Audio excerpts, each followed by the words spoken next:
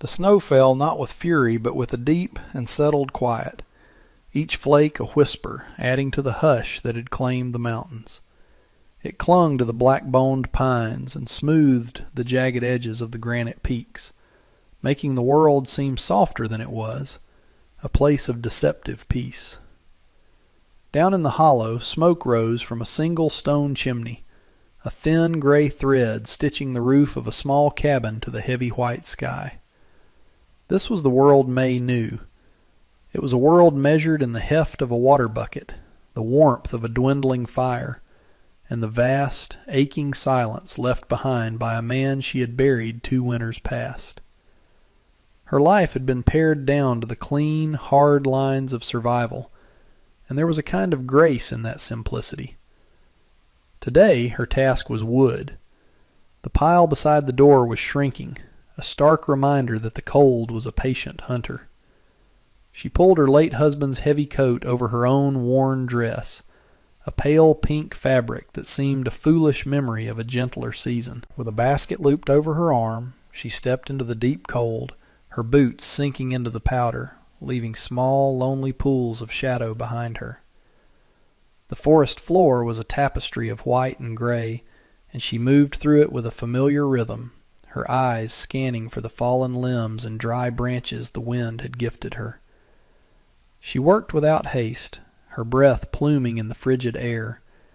It was in this profound stillness that she saw it first, a patch of darkness against the snow that did not belong. Not a rock, not a fallen log. It was a horse, a great black beast standing motionless, its head bowed, steam jetting from its nostrils. A horse meant a rider. Her heart, usually so steady, gave a sharp, painful knock against her ribs. She froze, listening, but there was no sound save the soft sigh of snow falling from a burdened branch. Curiosity, a dangerous luxury, pulled her forward. She moved from the cover of one tree to the next, her steps now soundless. The horse shifted its weight, its gaze fixed on something just beyond her line of sight. And then she saw him. A man, immense in his winter furs, was bound to the trunk of an ancient oak. His head was slumped forward, a cascade of dark hair hiding his face. Ropes, thick and cruel, cut into his wrists and chest, holding him fast against the bark. There was a dark stain spreading across the snow at his feet, a stain the falling flakes were trying and failing to erase. A cold dread, far colder than the air, washed over her. This was not her concern. This was the violence of men, a language she had tried to unlearn. To walk away was wisdom. To turn back to her small, safe cabin was survival. She took a step back, the snow crunching under her boot.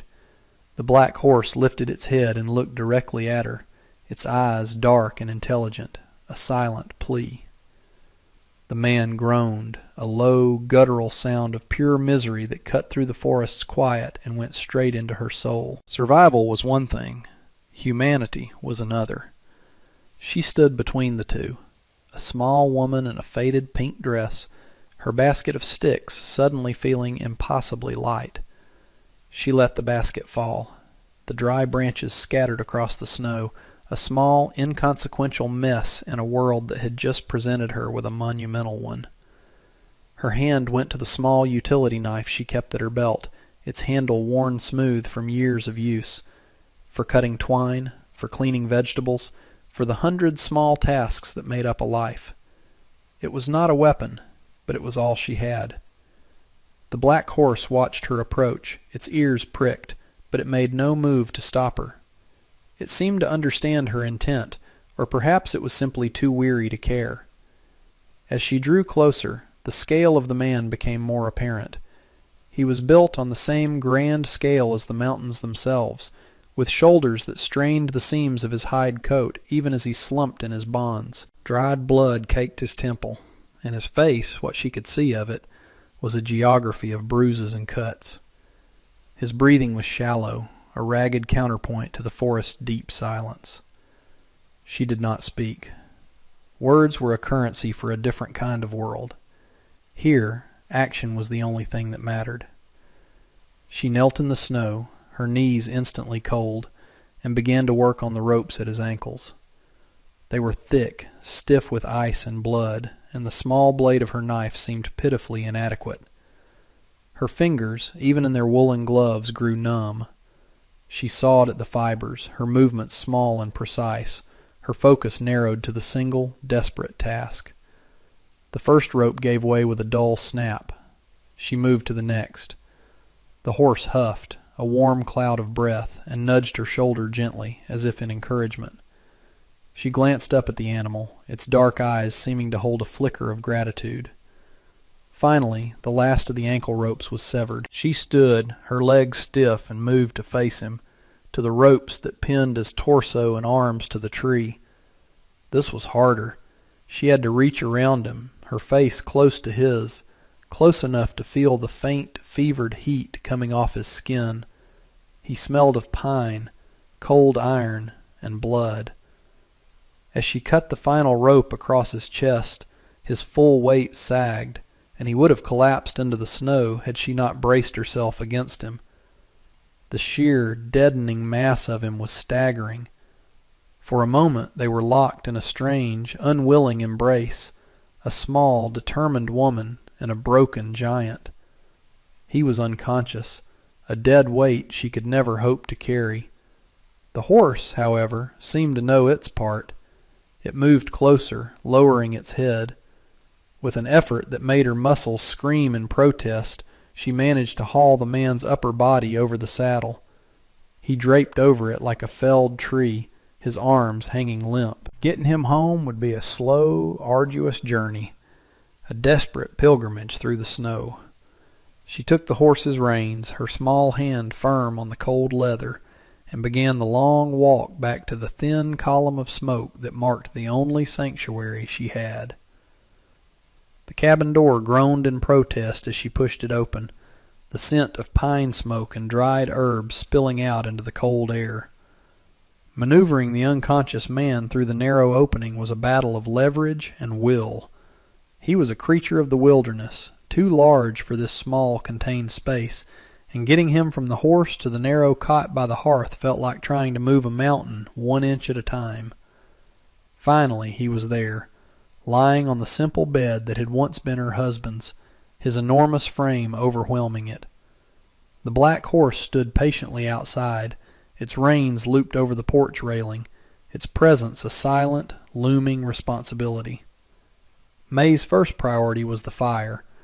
She fed it logs until it roared, casting flickering shadows that danced across the man's still face. Only then did she turn her full attention to him. With a basin of warm water and clean rags, she began the slow, methodical work of tending to his wounds. She cut away the stiff, blood-soaked fabric of his shirt, revealing a torso mapped with bruises. The ropes had left deep, raw abrasions on his wrists and chest. There was a nasty gash on his forehead, hidden beneath the tangle of dark hair, and his hands were a mess of split knuckles and frozen skin. She worked with a quiet, practiced efficiency, her movements gentle but firm. This was a familiar language to her, the language of care, of mending what was broken. She cleaned each cut, applied a salve of her own making, and bound his wrists with clean linen. Throughout it all he did not stir. He was a vessel of stillness, his life hanging by a thread she was now holding in her hands. She brewed a thin, savory broth on the stove, its aroma filling the small room. She knew he could not eat, but the act of preparing it was a prayer, an affirmation of life in the face of so much violence. As she worked, her mind raced. Who was he? And more importantly, who were the men who had left him to die in the snow? They had left him alive, tied to a tree. It was not a killing. It was a message, a warning left for the wolves and the cold to finish. By bringing him here, she had intercepted that message. She had stepped into a story that was not her own, and she knew, with a certainty that settled deep in her bones, that the authors of that story might come looking for their ending. The risk was immense. Her solitude was her shield, and she had just invited the world in its most brutal form across her threshold. She looked at the man on the cot. His face softened slightly in the firelight, and felt not regret, but a stubborn, unyielding resolve. She had made her choice in the snow, and she would see it through. For 2 days the man drifted in a fevered haze, his world a place of shadow and whispered words she could not understand. May moved around him like a ghost, her life reordered by his presence. She kept the fire blazing, melted snow for water, and forced spoonfuls of warm broth between his cracked lips. She sat with him through the long, silent nights, listening to the rhythm of his breathing, a fragile sound against the howl of the wind outside. His horse remained a steadfast sentinel, occasionally pawing at the snow-covered ground but never straying. She took it water and what little grain she could spare, feeling a strange kinship with the loyal beast. On the 3rd morning the fever broke. She was wiping his brow with a cool, damp cloth when his eyes fluttered open. They were not the hazy, unfocused eyes of a sick man, but the sharp, startlingly clear eyes of a predator. They were the color of moss in deep forest shade, and they pinned her in place, full of a raw, potent awareness. He tried to sit up, a groan tearing from his chest as his battered body protested. "Easy," she said, her voice quiet but firm. It was the first word she had spoken to him. She placed a hand gently on his shoulder, and to her surprise he stilled. He looked at her, his gaze taking in her face, the simple cabin, the fire and the hearth. Then his eyes fell to his bandaged wrists. He flexed his fingers slowly, a flicker of something unreadable in his expression. "Who are you?" he asked, his voice a low, gravelly rumble, rough from disuse. "May," she replied simply. She offered him a cup of water, holding it to his lips. He drank deeply, his eyes never leaving hers. "Ronan," he said, after he had finished. "My name is Ronan." He tried to push himself up again, more slowly this time. "My horse?" "Outside, safe." The dialogue was sparse, each word a stone dropped into a deep well of silence. He was assessing her, and she was assessing him. She could see the strength coiled in him, even now, when he was so obviously weakened. He was not a man accustomed to helplessness. "Why?" he asked, the single word encompassing everything, the rescue, the care, the risk. May simply wrung out the cloth in the basin of water. She did not have an answer that would make sense in his world of violence and survival. Her reasons were quieter, rooted in a place of memory and loss, in the simple, unwavering belief that no living thing should be left to die alone in the cold. "You were hurt," she said, as if that explained everything. And in her world, it did. She saw a flicker of confusion, then a dawning respect in his moss-green eyes. He said nothing more, but leaned back against the cot, a silent acknowledgment passing between them. The trust was not yet built, but the first foundation stone had just been laid. The days that followed settled into a new, shared rhythm. A quiet domesticity unfolded within the 4 walls of the cabin, an unspoken truce between the wounded giant and his reluctant savior. Ronan spent most of his time on the cot, his body slowly, painstakingly knitting itself back together. He was a man of immense patience, a patience born, May suspected, of long hours spent tracking or waiting in a hunter's blind. He watched her. He watched the way she moved, the economy of her actions as she stoked the fire, kneaded dough, or mended a tear in her dress. He watched her hands, which were never idle, always engaged in the practical magic of keeping a life afloat in the harsh wilderness. She in turn was acutely aware of his presence. The small cabin, once a kingdom of her own solitude, now felt charged with a different energy. His quiet breathing was a constant sound beneath the crackle of the fire. His sheer size seemed to shrink the room, yet he took up less space than any man she had ever known, his stillness a form of respect for her domain. He spoke little, and she asked no questions. His past was a locked room, and she had no desire to pick the lock. Her own past was a quiet garden she tended alone. Their silence was not empty. It was a form of communication, a space where a fragile understanding could grow without the clumsiness of words. One afternoon, as she sat near the fire, patching one of his torn shirts, the needle moving in and out of the thick fabric, he spoke. "That needle is too small for that work," he said, his voice still raspy. She looked up. He was watching her hands, his expression serious. "It is the only one I have," she replied. He nodded slowly. The next day, while she was outside feeding the horse, he managed to push himself off the cot. When she returned, she found him sitting on the floor by the hearth, a small piece of wire from his pack in his hands. Using the hearthstones as an anvil and a small rock as a hammer, he was painstakingly fashioning a new needle, larger and stronger, with a loop for an eye. The work was slow, his hands still stiff and sore, but his focus was absolute. When he was finished, he held it out to her. It was crude, imperfect, but it was a gift, a tool, a gesture of profound, unspoken gratitude. She took it from his calloused palm, her fingers brushing his. The metal was still warm. "Thank you," she whispered. He simply nodded, his gaze holding hers for a moment longer than necessary. In that shared look, something shifted. The space between them, once filled with caution and the ghosts of their separate histories, now held something new, the first tentative glimmer of connection. With each passing day, Ronan's strength returned. It came back not in a sudden rush, but like a slow tide rising. Soon he was no longer confined to the cot. He began by taking over the task of splitting firewood, the rhythmic thud of the axe against wood becoming a new heartbeat for their small homestead. He moved with a surprising grace for such a large man, his power controlled and efficient. The woodpile grew into a formidable fortress against the cold. He patched the leaky corner of the roof, his large hands surprisingly deft with the shingles. He reinforced the doorframe, which had always rattled in the wind. He was repaying his debt not with words but with labor, the most honest currency of the mountains.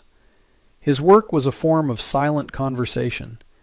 Every solid new log on the fire, every patch that held against the snow, was a sentence in a story of gratitude and protection. May would watch him from the window as she cooked, a strange feeling blooming in her chest, a warmth that had nothing to do with the hearth. Her solitude, once a comforting cloak, now felt like something she might be willing to set aside. One evening, as a blizzard raged outside, trapping them in the cabin's warm glow, she spoke of her husband.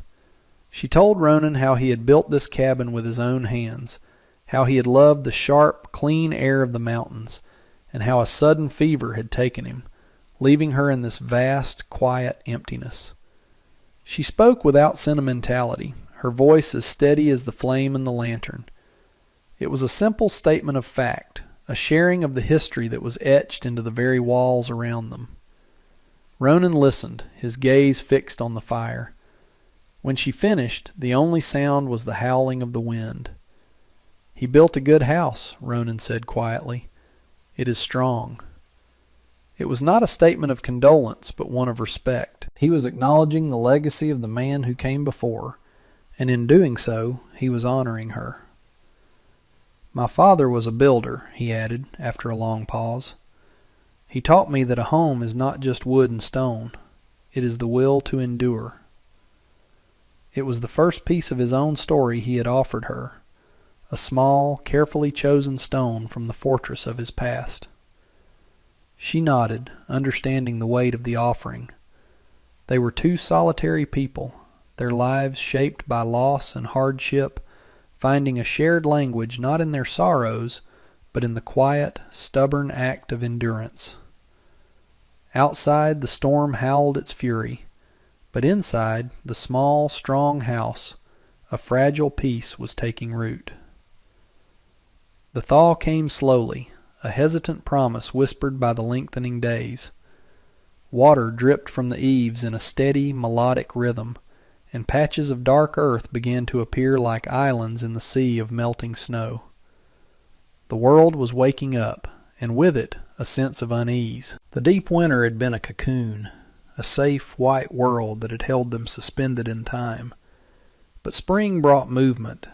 It brought travelers, and with them the possibility of discovery. Ronan felt it too.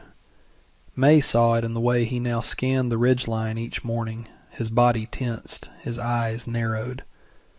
The peace they had built was a fragile thing, a house of cards on the edge of a rumbling table. The danger that had been buried by the snow was now uncovered. The first sign came one afternoon when Ronan was checking his snares at the edge of the woods. He returned to the cabin not with a rabbit, but with a face like carved granite. He said nothing, but walked to the small window and stood there for a long time, looking out at the trail that led down from the pass. "What is it?" May asked, her voice barely a whisper. He turned to face her, and the quiet stillness she had come to know in him was gone, replaced by a cold, lethal alertness. "They're close," he said. "They left a marker, a stripped sapling, just down the trail. It's how they talk to each other." He did not need to explain who they were. The faceless men who had left him for dead were casting their shadow over the valley once more. Fear, cold and sharp, pierced through the warmth May had begun to feel. Her first instinct was survival, the old familiar reflex. She could tell him to leave. She could send him and his danger away and retreat back into the safety of her solitude. It would be the smart thing to do, the sensible thing. Her life was her own, and she had no obligation to fight his battles. But when she looked at him, she did not see a stranger's battle. She saw the man who had mended her roof, who had chopped her wood, who had listened in the firelight as she spoke of her grief. She saw the crude but perfect needle he had made for her, a symbol of a debt he felt had never been fully paid. She walked to the hearth and picked up the rifle that had belonged to her husband. It rested above the mantelpiece, untouched for 2 years, a relic of a life that was over. She ran a hand over the smooth, cool wood. She did not know how to fight, but she knew what it meant to stand her ground. She turned back to Ronan, the heavy rifle in her hands. "This is my home," she said, her voice clear and steady. "We will not run from it." The men came at dusk, 3 of them on horseback, dark silhouettes against the bruised purple sky. They did not ride like hunters or trappers. They rode with the lazy arrogance of men who believed the world belonged to them. Ronan had been waiting for them. He stood just inside the cabin, the door slightly ajar, his large frame cloaked in shadow. May was by the hearth, the rifle clutched in her hands, its weight both terrifying and reassuring. Her heart hammered against her ribs, a frantic drumbeat in the tense silence.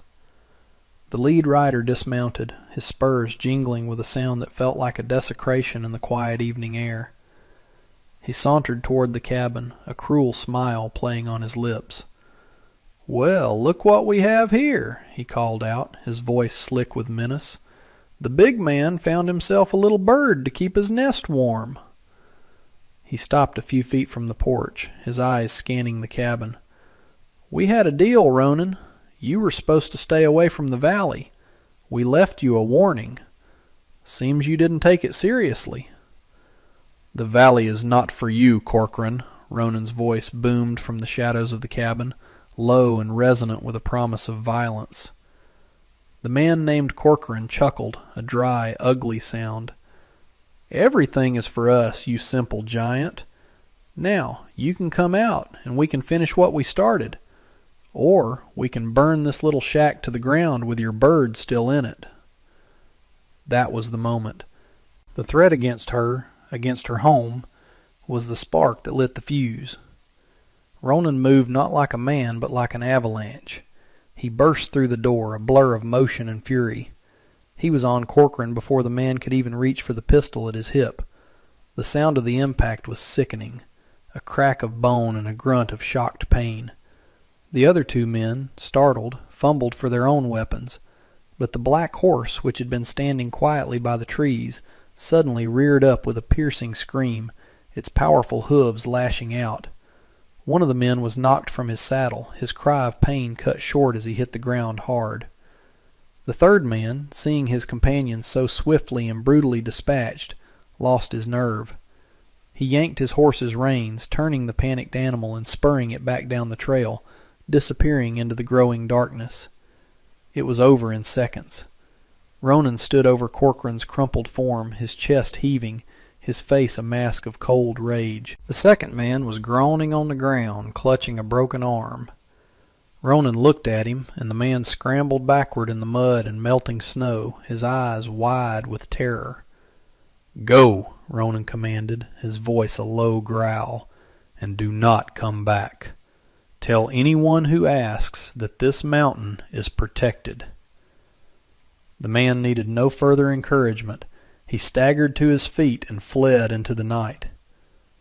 Ronan stood there for a long moment, the violence slowly receding from him, leaving him looking vast and lonely in the twilight. May lowered the rifle, her hands trembling. He had not just fought for himself. He had fought for her home. He had become its guardian. The silence that descended after the men fled was deeper and more profound than any that had come before.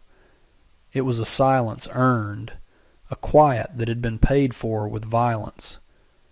The air was thick with the metallic scent of fear and the raw, earthy smell of the thawing ground. Ronan turned and walked back to the cabin, his movements slow and weary. The fury that had transformed him was gone, and in its place was a deep, bone-felt exhaustion. He stopped on the porch, his large frame filling the doorway, and looked at May. His face was grim in the fading light, his eyes holding a universe of regret. "I am sorry," he said, his voice rough. "I brought this to your door." May shook her head. She leaned the rifle against the wall and stepped toward him. She reached out and placed a hand on his arm, feeling the solid, living warmth of him through his sleeve. His muscles were bunched and tight, like knotted rope. "You did not bring it," she said softly. "It was already in the world. Tonight, you simply met it at the gate." She led him inside, back into the warm, fire-lit space that he had defended. She stoked the fire, its light pushing back the shadows, and put a kettle on to boil. They did not speak of what had happened. There was no need. The shared danger had forged something new between them, something stronger than gratitude or companionship. It was a bond of fierce, mutual protection. Later, as they sat at the small table, sipping hot tea from simple ceramic cups, he finally broke the silence. He told her about the valley. It was not his land by any deed or title, but by a solemn promise made to the old ones who had lived there before, a promise to keep it safe. He described a place tucked away behind the highest peaks, a sanctuary of untouched forest, clear rivers, and meadows so green they hurt the eyes, a hidden kingdom, not of gold or power, but of peace. The Corcoran brothers wanted it for its timber, and the gold they believed lay in its streams. They saw only profit where he saw something sacred. "They will send more men," he said, his voice heavy. "They will not give up so easily. It is not safe for you here anymore. Because of me." He looked down at his hands, which were resting on the table, hands that could be so gentle and yet so devastatingly strong. "There is a place," he said, his voice dropping lower. "A cabin, deep in the valley. It is safe there. No one can find it." He finally lifted his gaze to meet hers, and his moss-green eyes were filled with a raw, humbling vulnerability. "Come with me, May. Let me give you a home that is truly safe." May looked at him, at this giant of a man who spoke of a hidden kingdom, and she saw the truth of his offer. It was not a promise of an easy life, free from hardship. The world was full of Corcorans, and no valley, no matter how hidden, was entirely safe from their greed. His offer was something far more real. It was a promise of together. It was the promise of a shared future, of standing side by side at the gate, no matter who came knocking. She thought of the life she had lived in this cabin, a life of quiet endurance, a life of honoring a memory. It had been a good life, a strong life, but it had been a life lived in the past. Ronan was the future, a future that had walked into her life wounded and bleeding, and which she had nursed back to strength. She had saved his life, and in doing so, he had, in turn, saved her from a slow, quiet fading. He had reawakened a part of her she thought had been buried with her husband, the capacity for hope. Her home was not just these four walls. She understood that now. Her husband had taught her that a home was built with strong hands. Ronan had taught her it was defended with a strong heart, and she was learning that its truest foundation was the will to build it with someone else. She rose from the table and walked to the small chest at the foot of her bed. From it she took a small silk-wrapped bundle. She brought it back to the table and unwrapped it, revealing two simple, hand-painted porcelain teacups, the last remnants of a life she had lived across the ocean. They were the only truly delicate things she owned. She placed one in front of him and one in front of herself. She poured the last of the tea from the kettle into them. "When we get to this valley," she said, her voice steady and clear, "we will need good cups for our tea." A slow smile spread across Ronan's face, a rare and beautiful thing, like the sun breaking through after a long storm. It transformed his rugged features, erasing the lines of weariness and pain. He reached across the table and covered her hand with his. His touch was warm and sure. "Yes," he said, his voice thick with emotion. "We will." The decision was made. Not with a grand declaration, but with a simple, shared cup of tea. It was a promise, sealed in the quiet warmth of the cabin, a pact made between two survivors who had found in each other a reason to build again. The kingdom he offered was not a place on a map. It was the space they would carve out for themselves, together, against the vast and unforgiving wilderness. It was a kingdom of two.